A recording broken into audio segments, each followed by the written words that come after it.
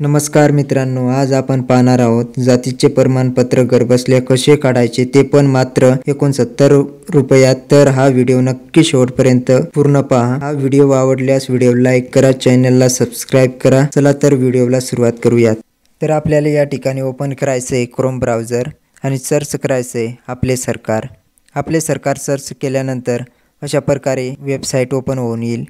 या वेबसाईटची लिंक मी व्हिडिओच्या डिस्क्रिप्शनमध्ये देऊन देईल। अर्जदार जर 18 वर्ष खालील असेल तर या ठिकाणी अर्जदाराच्या वडिलांचे नावाने रजिस्ट्रेशन करायचे आणि अर्जदार जर 18 वर्ष वरील असेल तर अर्जदाराच्या नावाने रजिस्ट्रेशन करायचे। तर या ठिकाणी आपण न्यू यूजरला क्लिक करूयात।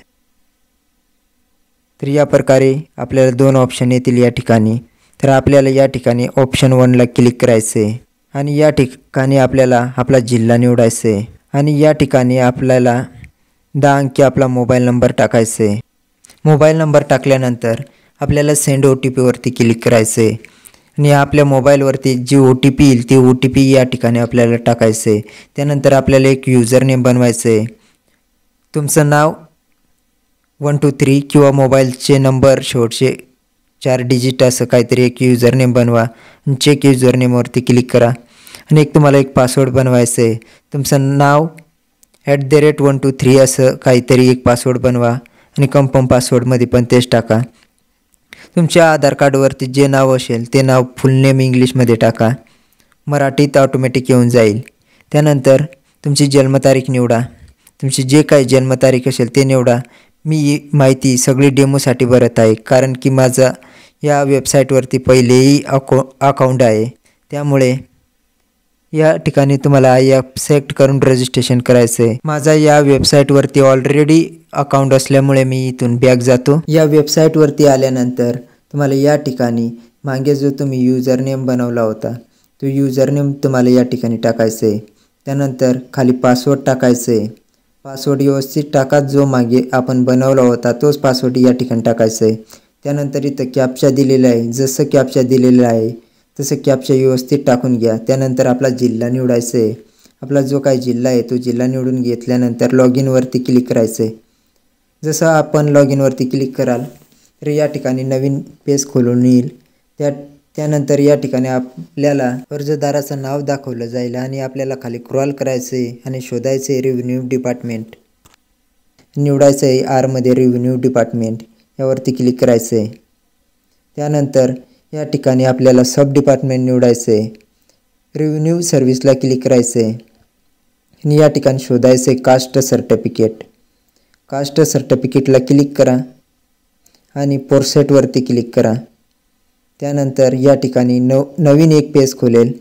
त्यानंतर या ठिकाणी आपल्याला सर्व्हिस लिस्टला क्लिक करायचं आहे। त्यानंतर या ठिकाणी परत आपल्याला शोधायचं आहे कास्ट सर्टिफिकेट आणि त्यावरती क्लिक करायचं आहे। त्यावरती क्लिक केल्यानंतर आपल्याला लिस्ट येऊन जाईल कास्ट सर्टिफिकेटसाठी कोणकोणते कागदपत्रे लागतात ते आपण नंतर पाहणार आहोत। कंटिन्यूवरती क्लिक करायचं आहे। या ठिकाणी आपल्याला आपली जी काही कास्ट आहे ती कास्ट सिलेक्ट करायची आहे। यामध्ये सर्वच कास्ट आहेत, तर आपली जी काही कास्ट आहे ती कास्ट आपल्याला या ठिकाणी सिलेक्ट करून घ्यायची आहे। या ठिकाणी बरेच जण कन्फ्यूज होतात की आपलं स्वतःचं नाव येत नाही, तर तुम्ही 18 वर्ष खालील असल्यामुळे या ठिकाणी तुमचं नाव येणार नाही। या ठिकाणी अर्जदार जे असणार आहेत ते तुमचे वडील असणार आहेत, एवढं लक्षात घ्या। या ठिकाणी फादर इंग्लिश नेममध्ये फादरचे नाव इंग्रजीत टाकून घ्या। त्यानंतर नाव टाकल्यानंतर बाहेर क्लिक करा, मराठीत नाव ऑटोमॅटिक येऊन जाईल। त्यानंतर वडिलांची जन्मतारीख ऑटोमॅटिक आलेली आहे। त्यानंतर तुम्हाला जर मोबाईल नंबर चेंज करायचा असेल तर या ठिकाणी तुम्ही मोबाईल नंबर चेंज करू शकता। त्यानंतर जेंडर आलेला आहे। त्यानंतर तुमचा वडिलांचा जो काही व्यवसाय असेल तो व्यवसाय या ठिकाणी निवडून घ्या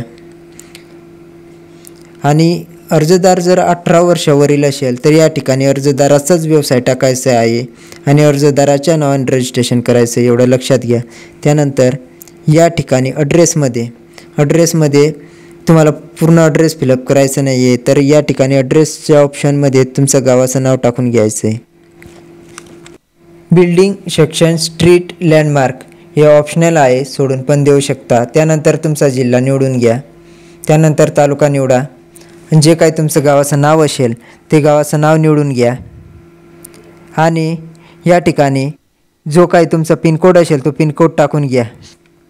आता ॲड्रेसची माहिती भरल्यानंतर खाली या आणि relation of beneficiary with applicant, तर या ठिकाणी तुम्हाला क्लिक करायचं आहे आणि निवडायचं आहे।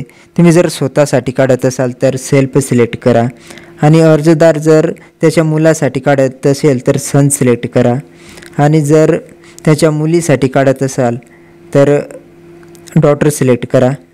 तर या ठिकाणी मी डॉटर सिलेक्ट केली आणि या ठिकाणी कुमारी सिलेक्ट केली बघा।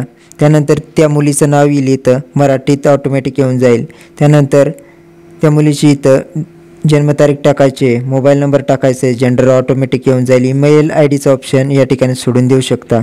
त्यानंतर अर्जदाराचाच या ठिकाणी म्हणजेच त्या मुलीचा आधार नंबर टाकायचा आहे। त्यानंतर परमनंट ॲड्रेस, जर त्या मुलीचं आणि तुमचा ॲड्रेस जर सेम असेल तर येस करायचं आहे आणि जर नसेल तर या ठिकाणी नो करून आपल्याला ती माहिती द्यायची आहे। त्या गावाचं नाव टाकून, जिल्ह्याचं नाव टाकून, जर सेम असेल तर या ठिकाणी येस करायचं आहे। आता या ठिकाणी पहा टू अनऑथर डिस्ट्रिक्ट, म्हणजेच तुम्ही दुसऱ्या जिल्ह्यामध्ये राहण्यासाठी गेला आहात का? जर गेला असाल तर येस करा आणि त्या जिल्ह्याचं नाव सिलेक्ट करा, त्या तालुक्याचं नाव सिलेक्ट करा आणि त्या गावाचं नाव सिलेक्ट करा। जर नसाल गेला तर या ठिकाणी नो करून तुम्हाला खाली स्क्रॉल करायचं आहे। त्यानंतर तुम्हाला या ठिकाणी कास्ट निवडायची, जी काही तुमची कास्ट असेल ती कास्ट या ठिकाणी निवडून घ्या। त्यानंतर रिलिजन म्हणजे तुमचा जो काही धर्म असेल तो धर्म या ठिकाणी सिलेक्ट करा। त्यानंतर सबकास्ट म्हणजे जी काही तुमची कास्ट असेल ती कास्ट तुम्हाला या ठिकाणी टाकायची आहे, म्हणजे तुमची जात असेल ते जात या ठिकाणी तुम्हाला टाकून घ्यायची। त्यानंतर हे दोघं ऑप्शन ऑप्शनल आहेत, सोडून द्या। त्यानंतर name of the post office, तुमचं जे काही पोस्ट ऑफिसचं नाव असेल ते नाव या ठिकाणी टाकून घ्या। त्यानंतर तर या ठिकाणी अर्जदाराचं व्यवसाय सिलेक्ट करायचं आहे, तर या ठिकाणी कोणाचं व्यवसाय सिलेक्ट करणार, तर या ठिकाणी अर्जदाराच्या मुलीचं व्यवसाय सिलेक्ट करणार, मी स्टुडंट सिलेक्ट केलं। त्यानंतर फादरचा व्यवसाय या ठिकाणी सिलेक्ट करायचं आहे, तर जे काही व्यवसाय असेल ते व्यवसाय सिलेक्ट करून घ्या। त्यानंतर खाली स्क्रॉल करा, बेनिफिशरी ऑथर डिटेल हे ऑप्शनल आहे, सोडून द्या। त्यानंतर खाली स्क्रॉल करा। आता जे काही तुमच्याकडे डॉक्युमेंट असतील त्यानुसार तुम्हाला यामध्ये येस नो मध्ये उत्तर द्यायचं आहे, जे की मी या ठिकाणी दिलेले आहे। पहा या ठिकाणी जसं दिलेलं आहे तसं त्या पद्धतीने तुम्हाला तुमच्याकडे जे काही डॉक्युमेंट असतील त्यानुसार तुम्हाला येस नो मध्ये उत्तर द्यायचं आहे। त्यानंतर खाली या।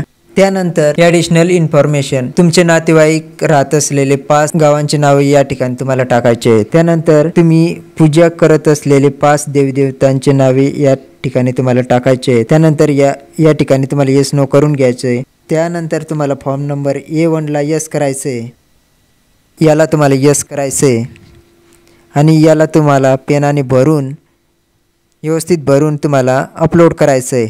त्यानंतर ऑथर डिटेलमध्ये रिझन म्हणजेच तुम्हाला कास्ट सर्टिफिकेट कशासाठी लागते ते तुम्हाला टाकायचं आहे। जर तुम्हाला शिक्षणासाठी लागत असेल तर एज्युकेशन टाका। त्यानंतर डू यू नीड ॲफिडेविट तुम्हाला या ठिकाणी नो करायचं आहे। त्यानंतर तुम्हाला आय ॲक्सेप्ट करून आता तुम्हाला सेव्हवरती क्लिक करायचं आहे। तुम्हाला एक पॉपअप शो होईल। या स्टेपनंतर प्रमाणपत्रामधील कुठलीही माहिती दुरुस्ती होणार नाही याची नोंद घ्यावी, तर आपल्याला ओके करायचं आहे आणि सगळी माहिती चेक करून परत एकदा ओके करायचं आहे। तर आपली माहिती सक्सेसफुली सेव्ह झालेली आहे। आता आपल्याला डॉक्युमेंट अपलोड करायचे आहेत, या ठिकाणी आपल्याला ओके करायचं आहे। आता या ठिकाणी तुम्हाला अर्जदाराचा फोटो अपलोड करायचा आहे, तर या ठिकाणी फोटोची जी काही साईज आहे ती रुंदी आहे 160 पिक्सल आणि उंची आहे ती 200 ते 212 पिक्सल। तर यामध्ये तुम्हाला फोटो कन्वर्ट करून घ्यायचं आहे। तर फोटो कन्वर्ट करण्यासाठी तुम्हाला या वेबसाईटवरती यायचं आहे। या वेबसाईटची लिंक मी व्हिडिओच्या डिस्क्रिप्शनमध्ये दिलेली आहे। तुमच्या मोबाईल किंवा कम्प्युटरमधून तो फोटो सिलेक्ट करा आणि त्या ठिकाणी आपल्याला विड्थ टाकायचे 160 आणि हाईट टाकायचे 200 आणि हाईट टाकल्यानंतर आपल्याला चेकबॉक्सला क्लिक करायचं आहे आणि फोटो आपल्याला 20 KBच्या आत कन्वर्ट करायचे आहे। तर आपल्याला या ठिकाणी टाकायचे 19 आणि रिसाईजवरती क्लिक करायचं आहे। त्यानंतर अशा प्रकारे लोडिंग येईल। लोडिंग घेतल्यानंतर तुम्हाला आता खाली स्क्रॉल करायचं आहे आणि डाउनलोडवरती क्लिक करायचं आहे, तर तुमचा फोटो डाउनलोड होऊन जाईल। डाउनलोड झाल्यानंतर तर आपल्याला तो फोटो या ठिकाणी आपल्याला अपलोड करायचा आहे, तर मी तो फोटो अपलोड करून घेतो। आता फोटो सक्सेसफुली अपलोड झालेला आहे। येथे तुम्ही डॉक्युमेंट JPG किंवा PDF मध्ये अपलोड करू शकता। डॉक्युमेंटची साईज ठेवायची आहे तुम्हाला 75 KB ते 500 KBच्या आतमध्ये। आता मी सगळे कागदपत्रे अपलोड करून घेतलेली आहेत आणि आता मी तुम्हाला सांगत आहे कुठे कोणती कागदपत्रे अपलोड करायची ती।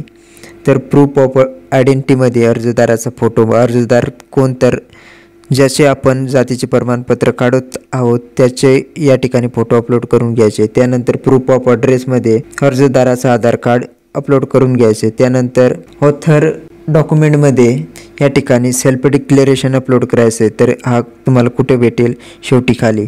तर या ठिकाणी अर्जदाराचं नाव टाकून अर्जदाराच्या वडिलांचं नाव टाकून इथं फोटो चिटकवून तर ज्याचे आपण जातीचे प्रमाणपत्र काढत आहोत त्याचीच माहिती या ठिकाणी तुम्हाला सेल्फ डिक्लेरेशनवरती भरायची आहे, एवढं लक्षात घ्या।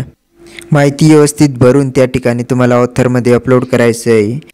आता दुसरं पहा, जर तुमच्या वडिलांकडे जातीचे प्रमाणपत्र नसेल तर या ठिकाणी तुम्हाला caste certificate of the relative 25 नंबरला या ठिकाणी तुम्हाला काकांचे जातीचे प्रमाणपत्र अपलोड करायचे।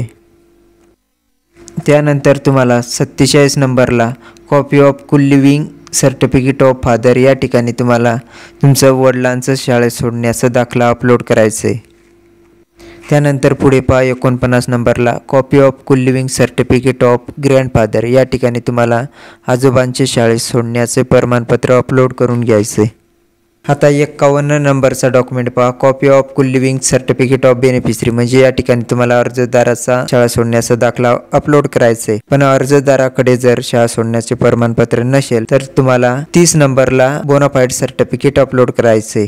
आता 54 नंबरचा डॉक्युमेंट पहा, caste certificate for ST caste form number A1 तर या ठिकाणी तुम्हाला फॉर्म नंबर A1 भरून पेनाने भरून तुम्हाला अपलोड करायचे। याची PDF लिंक मी व्हिडिओच्या डिस्क्रिप्शनमध्ये देऊन देईल। आता 51 नंबरचा डॉक्युमेंट पहा, या ठिकाणी तुम्हाला जन्म नोंदणी रजिस्टर अपलोड करायचं आहे जे की तुम्हाला तालुक्याच्या ठिकाणी भेटतं।